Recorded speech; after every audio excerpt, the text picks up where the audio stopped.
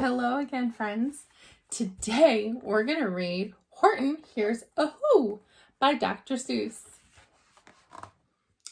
On the 15th of May, in the jungle of Nod, in the heat of the day, in the cool of the pool, he was splashing, enjoying the jungle's great joys, when Horton the elephant heard a small noise.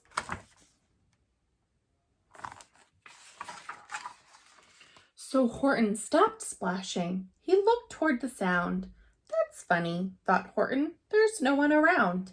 Then he heard it again, just a very faint yelp, as if some tiny person were calling for help. I'll help you, said Horton. But who are you? Where? He looked and he looked. He could see nothing there, but a small speck of dust blowing past through the air. I say, murmured Horton, I've never heard tell of a small speck of dust that is able to yell.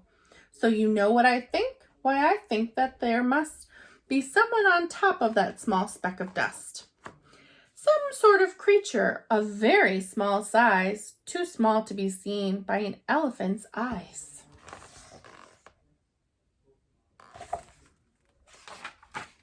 Some poor little person who's shaking with fear that he'll blow in the pool. He has no way to steer. I'll just have to save him because, after all, a person's a person, no matter how small.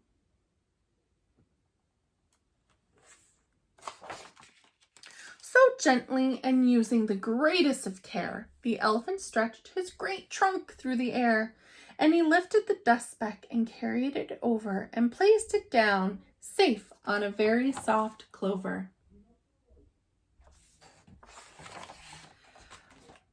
Humph! Humped a voice. 'Twas a sour kangaroo, and the young kangaroo in her pouch said humph too. Why, that speck is as small as the head of a pin. A person on that? Why, there never has been.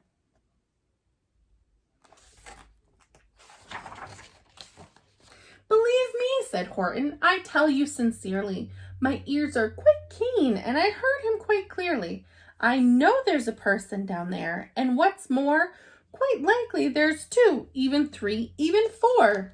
Quite likely a family, for all that we know, a family with children just starting to grow. So please, Horton said, as a favor to me, try not to disturb them. Just please let them be.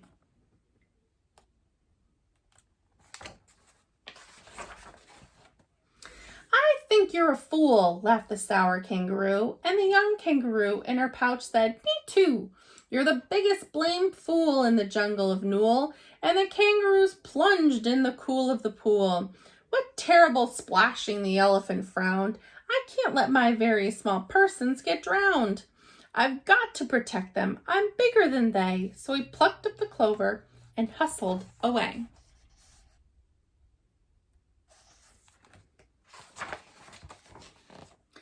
Through the high jungle tree tops, the news quickly spread. He talks to a dust speck. He's out of his head.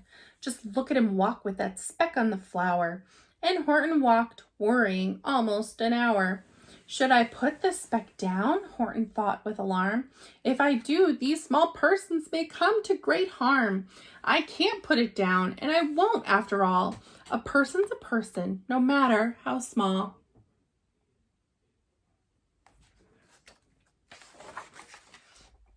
Then Horton stopped walking. The speck voice was talking. The voice was so faint he could just barely hear it. Speak up, please, said Horton. He put his ear near it. My friend, came the voice, you're a very fine friend. You've helped all us folks on this dust speck to no end. You've saved all our houses, our ceilings and floors. You've saved all our churches and grocery stores. You mean, Horton gasped, you have buildings there too? Oh yes, piped the voice, we most certainly do.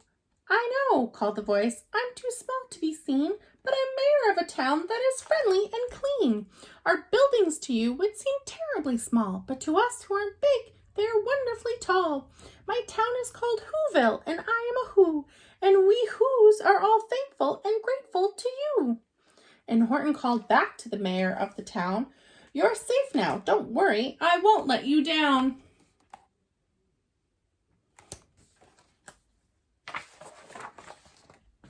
But just as he spoke to the mayor of the speck, 3 big jungle monkeys climbed up Horton's neck.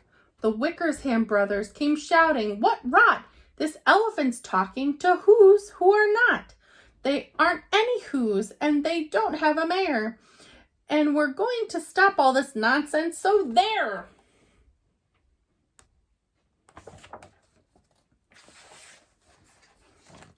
They snatched Horton's clover. They carried it off to a black-bottomed eagle named Vladikoff, a mighty strong eagle on very swift wing, and they said, "Will you kindly get rid of this thing?"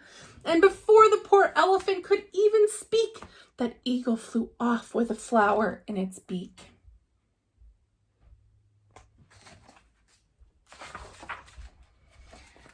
All that late afternoon and far into the night, that black-bottomed bird flapped his wings in fast flight, while Horton chased after with groans over stones that tattered his toenails and battered his bones, and begged, "Please don't harm all my little folks who have as much right to live as us bigger folks do."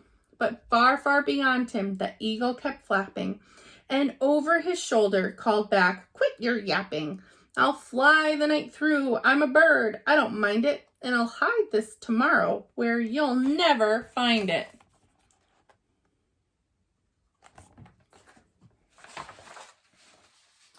And at 6:56 in the morning, he did it. It was sure a terrible place that he hid it. He let that small clover drop somewhere inside of a great patch of clovers 100 miles wide. "Find that," sneered the bird, "but I think you will fail." And he left with a flip on his black-bottomed tail.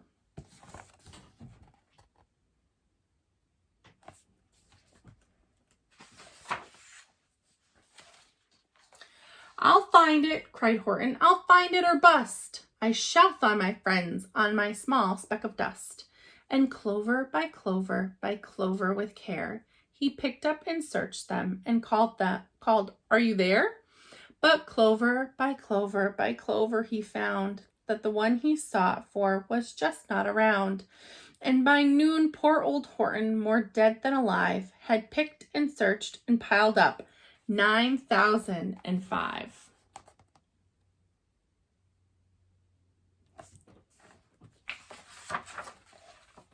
Then on through the afternoon, hour after hour, till he found them at last, on the 3,000,000th flower. "My friends," cried the elephant, "tell me, do tell, are you safe? Are you sound? Are you whole? Are you well?"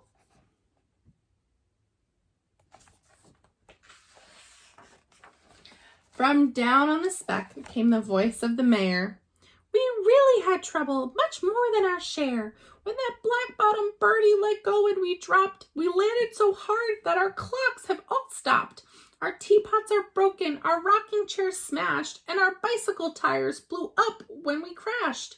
So Horton, please," pleaded that voice of the mayor's, "will you stick by us who's while we're making repairs?"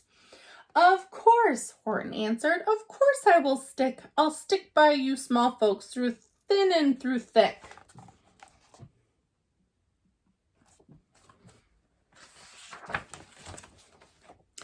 "Humph!" humphed a voice. "For almost 2 days you've run wild and insisted on chatting with persons who've never existed. Such carrying-ons in our peaceful jungle. We've had quite enough of your bellowing bungle. And I'm here to state," snapped the big kangaroo, "that your silly nonsensical game is all through." And the young kangaroo in her pouch said, "Me too."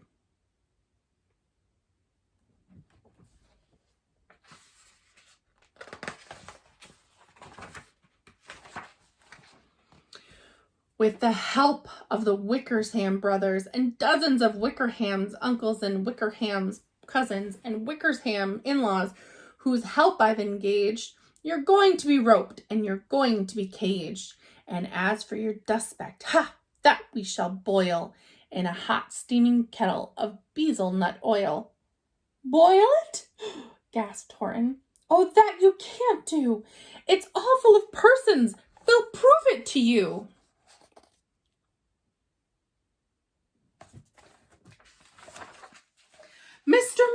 Mr. Mayor, Horton called. Mr. Mayor, we've got to prove now that you really are there.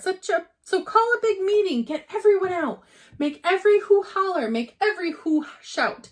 Make every who scream. If you don't, every who is going to end up in a bezelnut stew.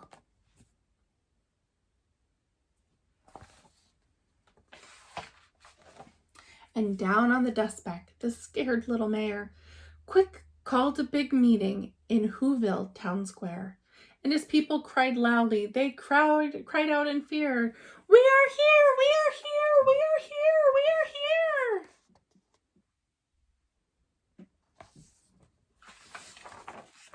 The elephant smiled. That was clear as a bell. You kangaroos surely heard that very well.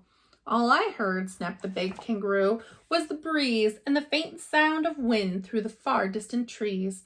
I heard no small voices, and you didn't either. And the young kangaroo in her pouch said, Me neither.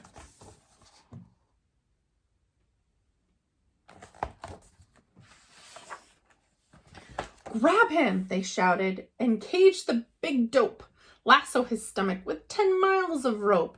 Tie the knot so tight so he'll never shake loose. Then dunk that dumb speck in the bezelnut juice.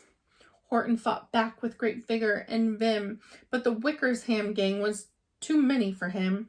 They beat him, they mauled him, they started to haul him into his cage, but he managed to call to the mayor, Don't give up, I believe in you all. A person's a person, no matter how small, and you very small persons will not have to die if you make yourselves heard, so come on now and try.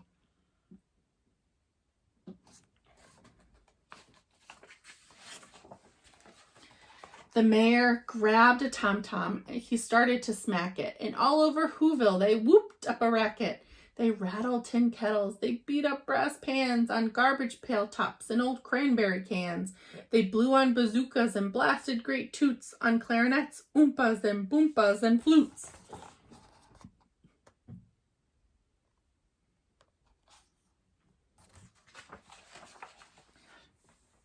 Great gusts of loud racket rang high through the air. They rattled and shook the whole sky, and the mayor called up through the howling mad hula baloo, Hey, Horton, how's this? Is our sound coming through? And Horton called back, I can hear you just fine, but the kangaroo's ears aren't as strong quite as mine. They don't hear a thing. Are you sure all your boys are doing their best? Are they all making noise? Are you sure every who down in Whoville is working? Quick, look through your town. Is there anyone shirking?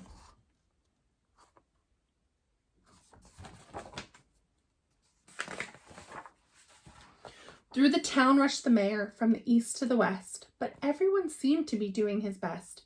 Everyone seemed to be yapping or yipping. Everyone seemed to be beeping or bipping, but it wasn't enough, all this ruckus and roar. He had to find someone to help him make more. He raced through each building. He searched floor to floor.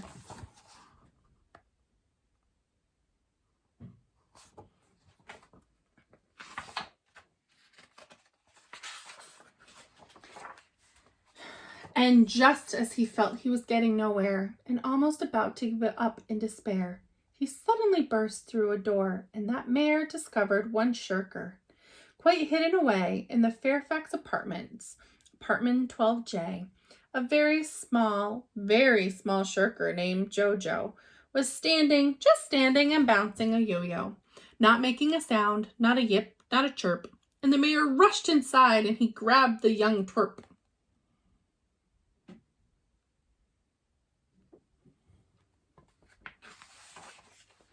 He climbed with the lad up the Eiffelberg Tower. This, cried the mayor, is your town's darkest hour, the time for all who have blood that is red to come to the aid of their country, he said. You've got to make noises in greater amounts, so open your mouth, lad, for every voice counts. Thus he spoke as he climbed. When they got to the top, the lad cleared his throat and he shouted out, Yep! And that yap, that one small extra yap, put it over. Finally, at last, from that speck on that clover, their voices were heard. They rang out clear and clean. And the elephant smiled. Do you see what I mean? They've proved they are persons, no matter how small, and their whole world was saved by the smallest of all. How true! Yes, how true, said the big kangaroo. And from now on, you know what I'm planning to do. From now on, I'm going to protect them with you. And the young kangaroo in her pouch said, Me too!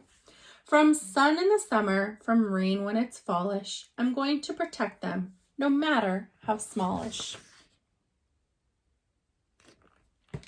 So, if you were Horton and you were holding on to the hoots and nobody else could hear them, how would you convince the kangaroo that there were people on the speck of dust? What would you do or say?